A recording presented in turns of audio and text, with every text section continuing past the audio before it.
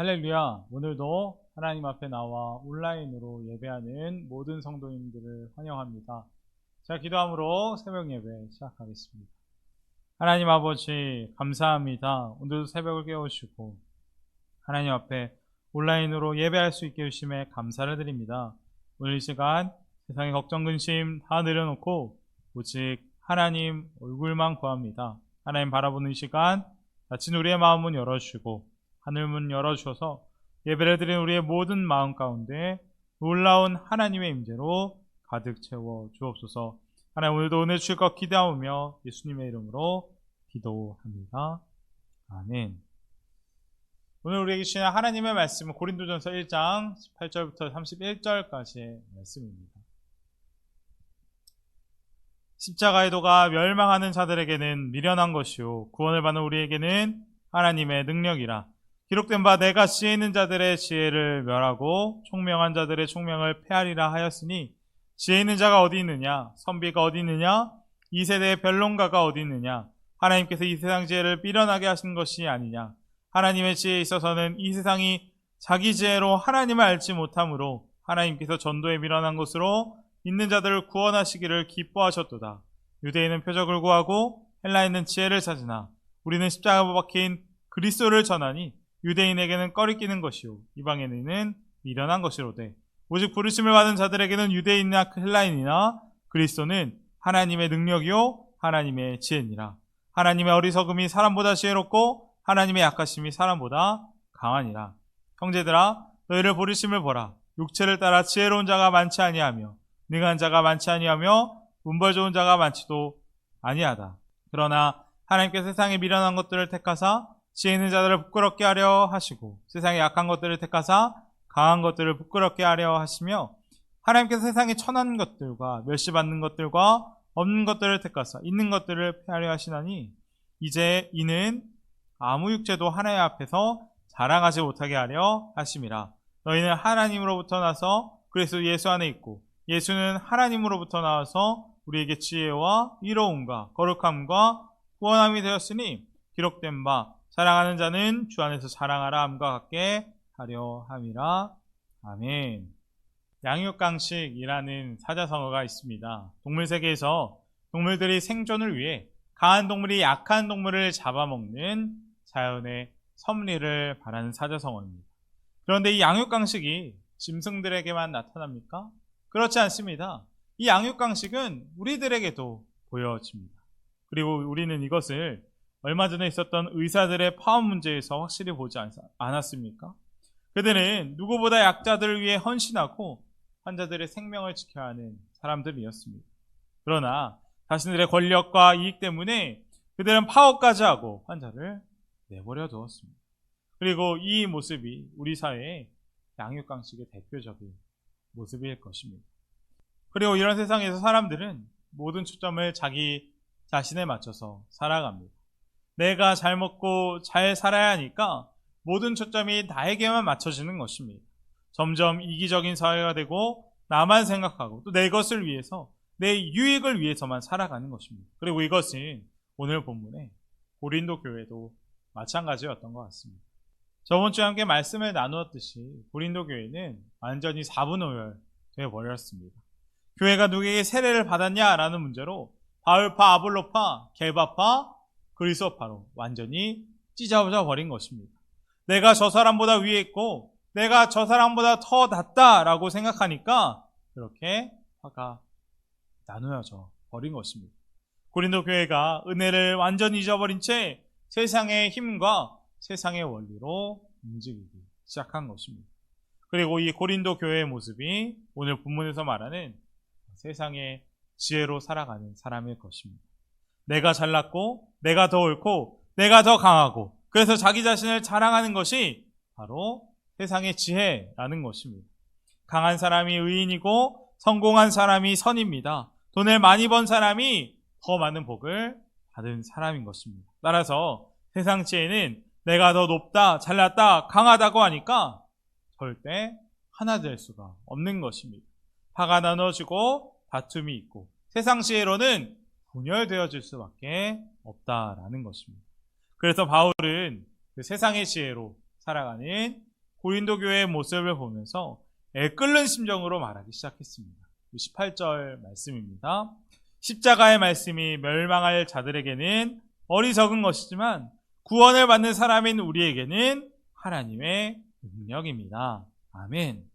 우리는 십자가 복음으로 구원받아 하나님의 능력으로 살아가는 사람들인데 왜 그렇게 세상의 멸망할 기준 때문에 나누어지고 분열되어지고 있냐라고 말씀하고 있는 것입니다. 바울이 말한 것처럼 분명 십자가의 복음은 하나님의 능력이 됩니다.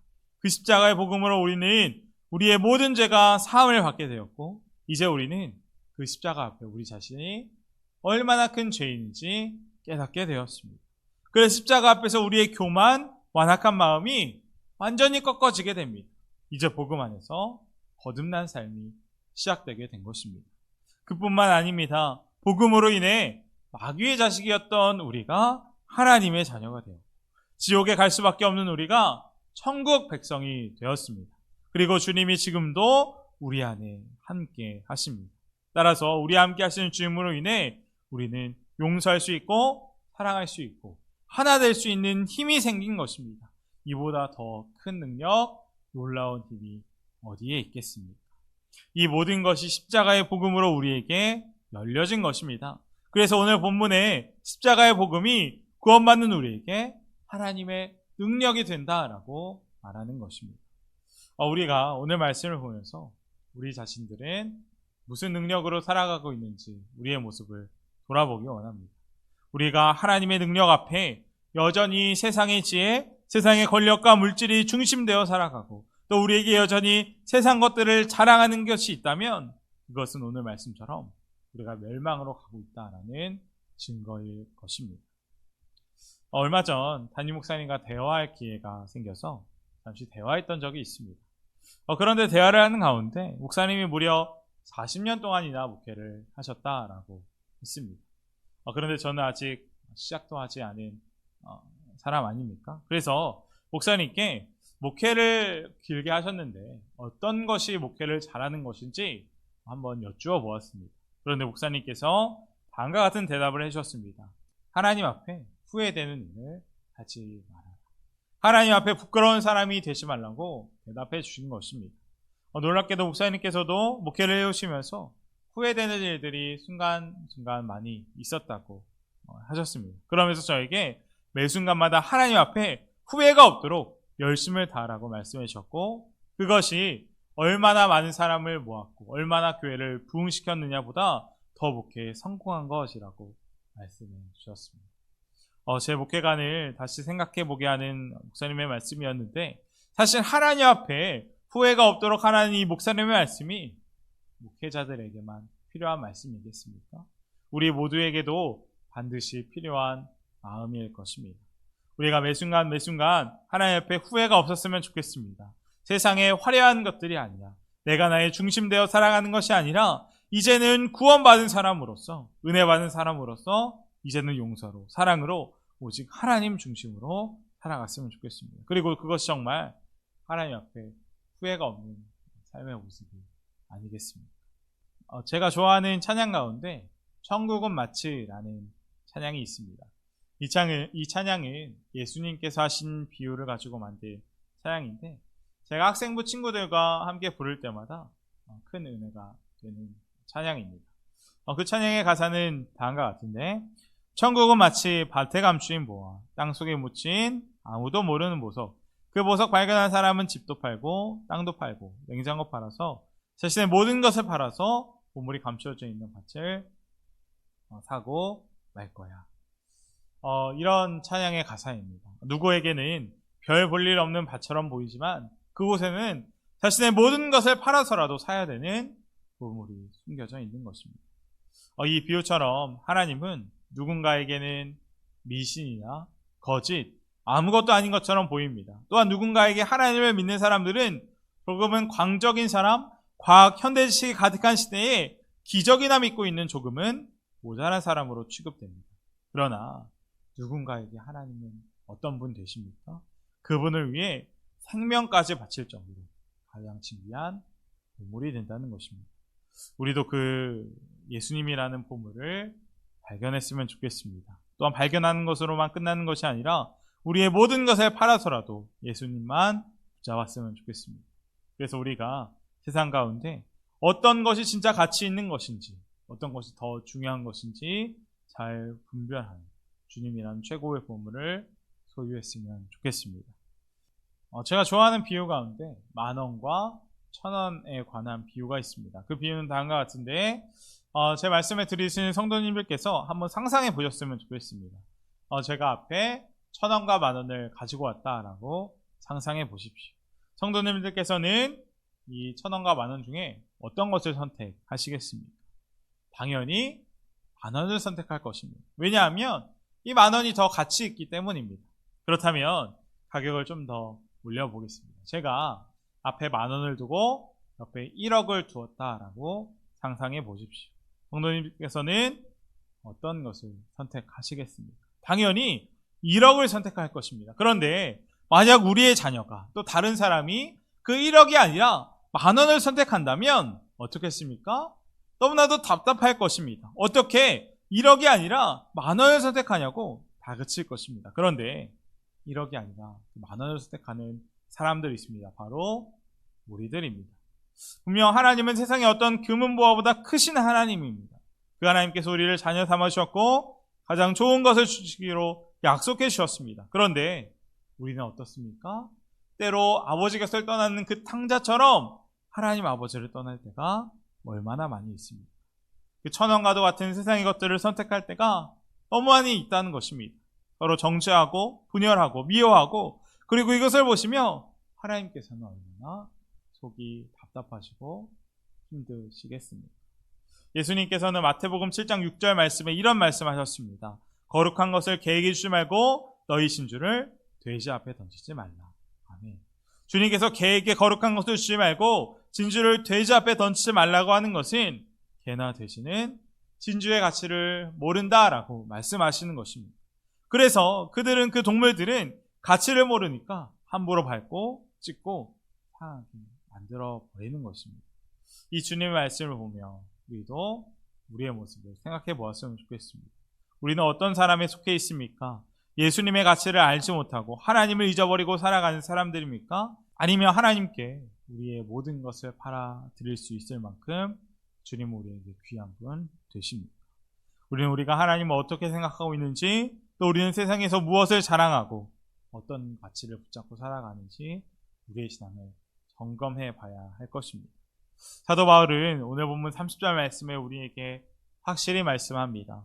그러나 여러분은 하나님의 자녀로서 그리스도 예수 안에 있습니다. 그는 우리에게 하나님으로부터 오는 지혜가 되시며 의와 거룩함과 구원이 되셨습니다. 아멘. 우리는 예수님 안에 거하는 사람들입니다. 그러니 이보다 더 큰 자랑 어디에 있겠습니까? 자랑은 예수님밖에 자랑할 게 없는 것입니다. 예수님이 우리의 하나님의 지혜가 되셨고 우리의 의가 되셨고 우리의 거룩함 되셨고 내 구원이 되셨습니다. 그래서 사도 바울은 31절에 이렇게 말합니다. 성경에 기록되어 있는 바 누구든지 자랑하려거든 주님을 자랑하라 한 대로 되게 하시려는 것입니다. 아멘. 예수님만 자랑하는 사람, 그 예수님만 자랑하는 사람들이 모인 교회 공동체에 어떻게 싸움이 있을 수 있겠습니까? 어떻게 세상의 기준과 가치관으로 살아갈 수 있겠습니까? 오늘 말씀을 보며 우리는 선택해야 할 것입니다. 우리가 아시다시피 전지전능하신 하나님께서는 마음대로 못하시는 것이 딱 한 가지 있습니다. 그것은 바로 우리의 마음입니다. 하나님은 우리의 마음을 조종하지 못하십니다. 그 이유는 하나님은 우리를 하나님의 형상대로 만드셨고 우리에게 자유의지를 주셨기 때문입니다. 그래서 하나님은 우리 스스로 하나님을 따를지 마귀를 따를지 선택할 수 있게 만들어 놓으셨습니다. 분명 우리가 마음으로 하나님을 받아들이면 하나님 모든 것 하십니다. 앞서 말한 것처럼 복음이 우리의 능력이 될 것입니다. 그러나 우리가 마음으로 하나님을 거부한다면 하나님은 우리를 죄 가운데 그냥 내버려 주실 수밖에 없는 것입니다. 우리는 무엇을 선택하며 살아가기 원하십니까? 지금 이 세상에는 하나님 부인하는 사람들이 너무나도 많아졌습니다. 이제는 어디 가서 우리의 믿음을 고백하는 일이 어색할 정도입니다. 그러나 오늘 말씀을 보면 우리가 확실히 알아야 하는 건 무엇입니까? 하나님이 이런 세상 가운데 여전히 살아계신 하나님을 증거할 그 하나님의 자녀들을 찾고 계신다라는 것입니다. 우리가 하나님께 온전히 우리의 마음 올려드리기 원합니다. 항상 주님을 바라보는 사람을 통해 주님은 놀랍게 역사하실 것입니다. 분명 어둠이 빛을 이길 수 없습니다. 우리가 우리에게 주어진 복음의 능력, 예수님을 붙잡아 이 세상 가운데 하나님의 진정한 빛과 사랑을 증거하는 삶을 살아가는 우리 모두가 되기를 주님의 이름으로 축복합니다. 함께 기도하겠습니다. 첫 번째로 기도할 것, 오늘 말씀 붙들고 기도하겠습니다. 하나님, 오늘 말씀 보며 우리가 복음으로 살아가는지 아니면 여전히 세상의 지혜로 살아가는지 우리의 모습을 돌아보기 원합니다. 우린 지금 무엇을 자랑하며 살아가십니까? 성령 하나님, 우리가 믿음의 눈을 뜨기 원합니다. 세상의 지혜가 아니라 하나님의 지혜로 살아가기 원합니다.